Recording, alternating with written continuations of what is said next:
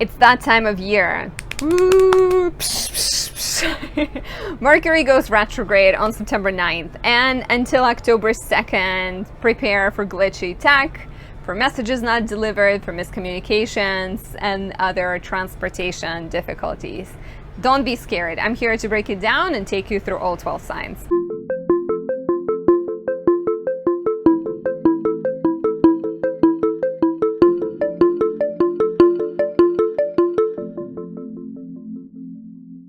My name is Anastasia. I'm a traditional Western astrologer specializing in natal, relationship, and predictive astrology. If you'd like to work with me, check out the links down below. There's currently a Virgo season special, and that means every Virgo sun gets 20% off natal and solar return readings. I'm only doing this special once a year for Virgos. I do every sign, but Virgos only get their chance once a year. So check it out. And if you're new to my channel, please subscribe, leave me a comment or a like. I appreciate that, and it helps my channel grow, and it helps me bring you more videos. Right now, sitting down in France, check out this cool church, and the sun is setting. This does not look so great. So, I mean, the camera doesn't have the ability to, give me a good light, and also to the sunset. But Mercury going retrograde, right? First of all, what is Mercury? Mercury is the planet of communication, transportation, the rational mind, planning, thinking, translating, delivering messages. So when the planet goes retrograde, it, from our perspective on Earth, looks like the planet is moving backwards. They never move backwards, but because there is a difference in speeds, like when you are on two trains and one train is moving faster than the other, it seems like the slower moving train is moving backwards. So because of the difference of speeds, from our perspective here on Earth, it looks like Mercury is going backwards. Well, in reality, it doesn't. But when the planet moves backwards, it kind of like take a step back, right? Like it's going back over the degrees that it has already gone before. In this case, it goes back from 8 degrees 55 minutes Libra, so 9 degrees Libra, back to 24 degrees Virgo. And if you just imagine it, right? Like you went one way, you went into one room, and then you realize you've forgotten something and you have to go back. So here, similarly, it's like, what have you forgotten? What have you not attended to? Are you pursuing things that are truthful and exciting and authentic to you? And here we're moving from Mercury in Libra, which is all about collaborations and getting along and saying things that please other people. There's a kid crying. I don't know if you can hear it, but it's like, no, Mercury retrograde. I actually really like Mercury retrogrades because it's an excuse to take things easy and to not feel the pressure of achieving. My Virgo planets are just, yay, Mercury retrograde. So don't freak out. But here we are going from like Mercury in Libra, collaboration, people pleasing, getting along, focusing on the joy of people, joy of partnership. We're going to Virgo. And Virgo is the sign of planning. It's the sign of strategy. It's the sign of service and fine-tuning and details. So here you're kind of like finding the answer to your possible relationship difficulties in careful analysis, in calibration, in finding a solution that serves everyone. So we're looking at our relationships, our contracts, our spoken and unspoken agreements, and trying to find a way to communicate with people that is both balanced and harmonious and beautiful, Libra, but also the way that is straight to the point and gets things done. That is honest, right? That is like direct. And like I said, Mercury starts, the retrograde begins at about 9 degrees Libra and goes back to 24 degrees Virgo. So take a look if you have planets in those degrees of cardinal signs, right? So for cardinal, it would be Aries, Libra, Capricorn, and Cancer. We're looking at 0 to 9 degrees. And then whether you have planets in 24 until 29 degrees Virgo, Pisces, Sag. And what's the final one? Gemini. So take a look if you have those planets. Basically, if Mercury conjoins those planets while retrograde, that means that you are rethinking the matters related to those planets and the houses those planets rule. For example, if you have, like I have Venus in 28 degrees Virgo, and Mercury will be conjoining my Venus, and Venus rules my house of identity, physical body, and it rules the house of shared finances, resources, debts. So as Mercury makes an aspect to my Venus, there is a chance that there might be some sort of like revisiting and changes, adapting that are connected to my identity and debts. And if you've been watching my videos, I was talking about the whole situation I have with my dentist where they're trying to charge me for something that I think is not fair. And I wonder if that's, you know, a sign of like me needing to continue to fight with them and deal with that issue. So taking a look at that, recalibrating, taking it slow, not making any significant actions, right, is the theme of the retrograde.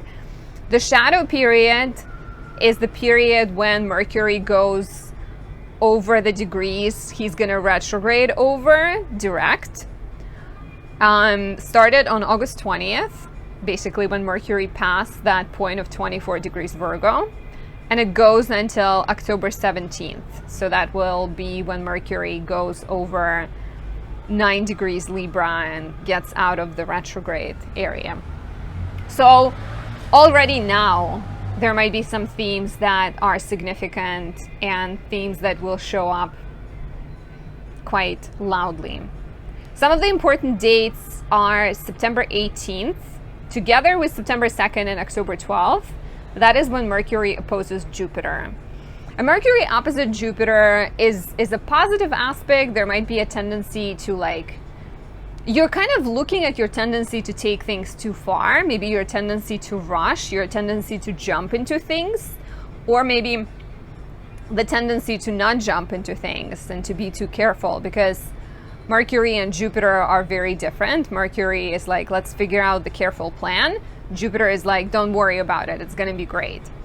So Mercury opposite Jupiter, especially on September 18th when it goes retrograde, could be the good time to not rush, to not make any rash decisions, but instead try to figure out how you can pursue your dreams of Jupiter while still being careful and considerate and planning things together with Mercury.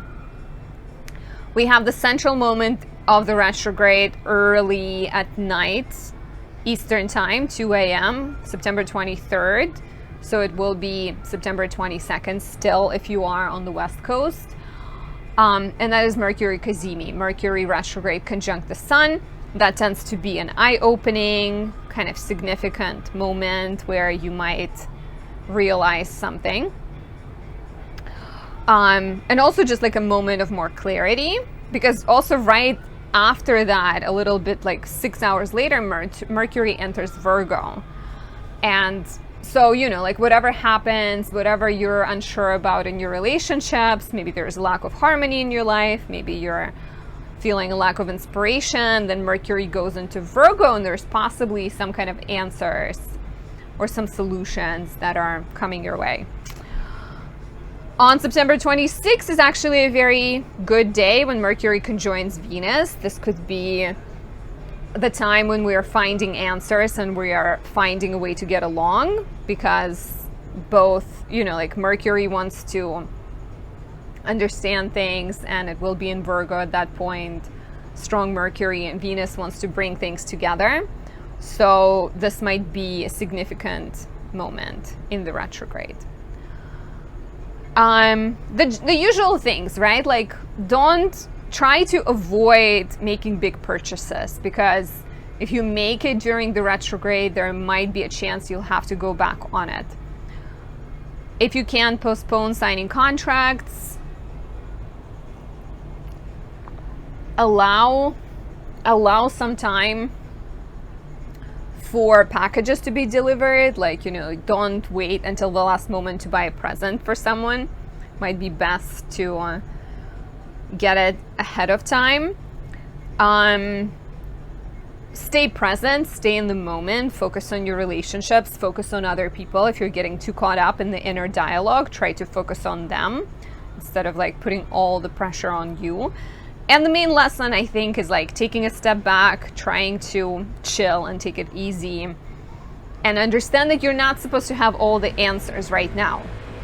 It's literally the time to slow down and take it easy and, you know, be in the confusion without overthinking it.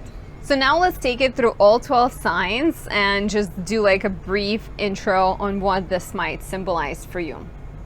For Aries rising, the retrograde begins in your 7th house and then it goes into the 6th house. So retrograde in the 7th house will make you look at your relationships, one-on-one partnerships, specifically marriage or business relationship or any relationship you consider as like marriage-like, where there's a lot of give and take, and you will be thinking closely about the dynamics of fairness, and it might be the time to have important conversations or to look at what you actually want in your relationships and the kind of partner that you truly desire and the kind of partner that will be right for you. And since Mercury retrogrades into Virgo, which is the 6th house, it seems like the answer is taking good care of yourself, focusing on serving your partner, serving a relationship, focusing on better organization. This could be very much like you're struggling with your partner, you don't have time to go out and you actually want to date with them, for example, and the answer goes into Virgo, and maybe it's about figuring out a better process where you have, I don't know, you allocate finances to hire a nanny or a babysitter for an evening and you go out. Or if it's a business relationship with Mercury retrograding going back into the 6th house, you come up with a better strategy to manage things, right? Like to have that divide and conquer energy where you divide responsibilities between you and your partner. Don't get too, like, watch out for, you know, messaging the ex, watch out for taking the ex back, because that's like very much Mercury retrograde starts in the 7th house, could be past issues, past relationships coming into your life, and instead focus on your well-being and your personal peace and balance. For Taurus rising, the retrograde begins in the 6th house and goes into the 5th, so you're connecting the house of problem solving and details and minutia to the house of creativity. So there's a possibility that you will need to rethink your approach to creativity. Maybe there is something in your 6th house, maybe there is some work relationships, maybe there is things in your daily life that are taking away from pursuing things that actually make you happy.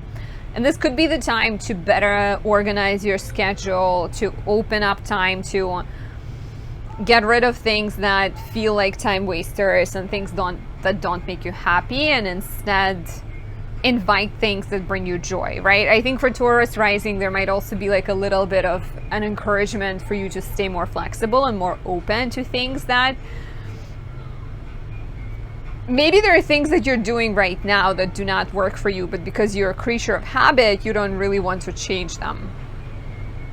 And this could be the time to look at your creative process and to look at your time and maybe open up time and do things in a unique way, right? Like if you have a kid, for example, and you like to paint and you don't have time to do painting because you need to watch your child.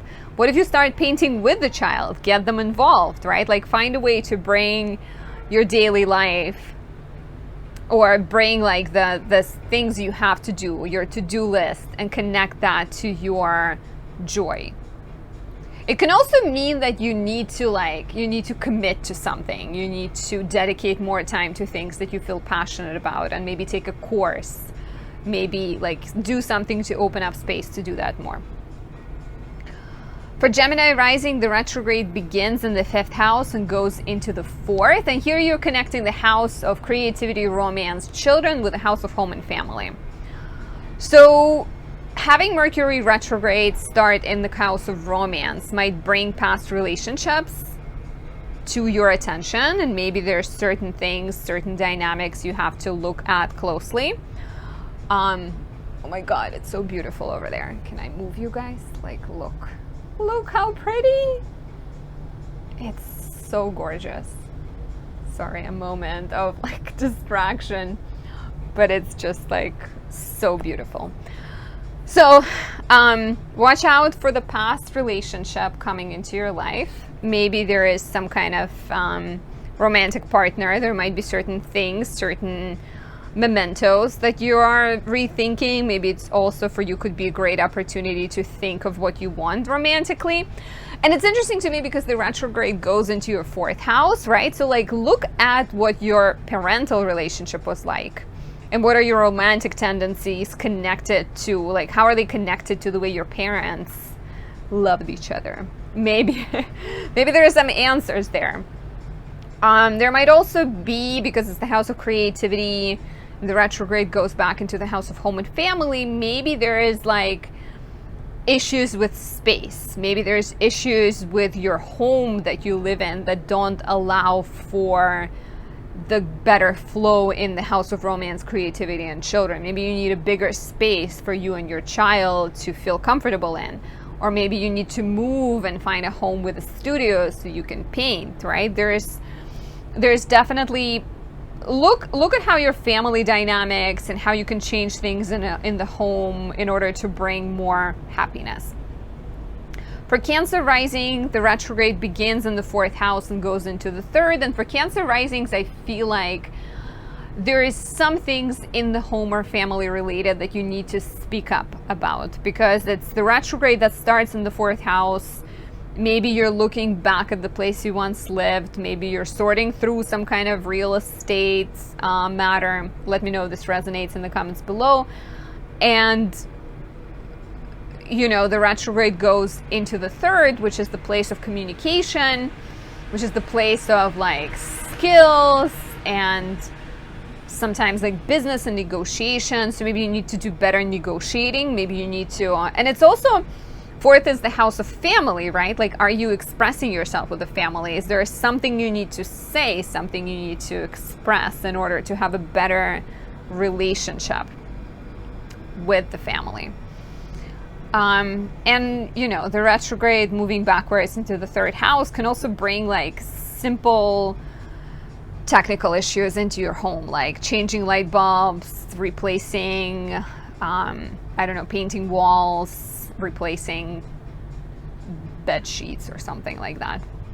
For Leo rising, the retrograde begins in the 3rd house and goes into the 2nd house. And I think for Leo risings, the question here is like, how can I use my skills? How can I use my talents and gifts in order to make better money or to feel more valued, right? The retrograde in the 3rd house, there might be like glitches and tech issues and messages not delivered, and maybe like a certain sense of like, you don't know what you want to say, what your message is.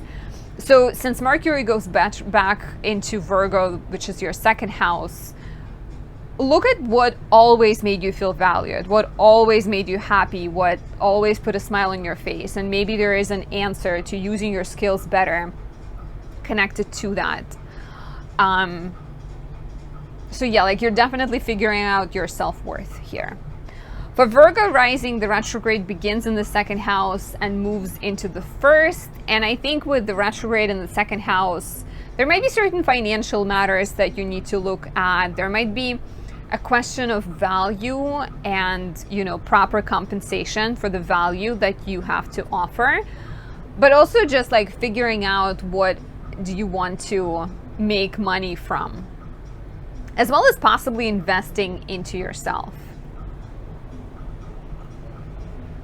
You know, the retrograde starts in the 2nd house, and maybe you are questioning whether you have enough money to reach your dreams, whether you can quit your job and start a business, or whether you can take that new opportunity and like pursue your goals. So the retrograde, I feel like this could be like about investing money into yourself, about building your confidence, right? Like making moves in order to change your life for the better.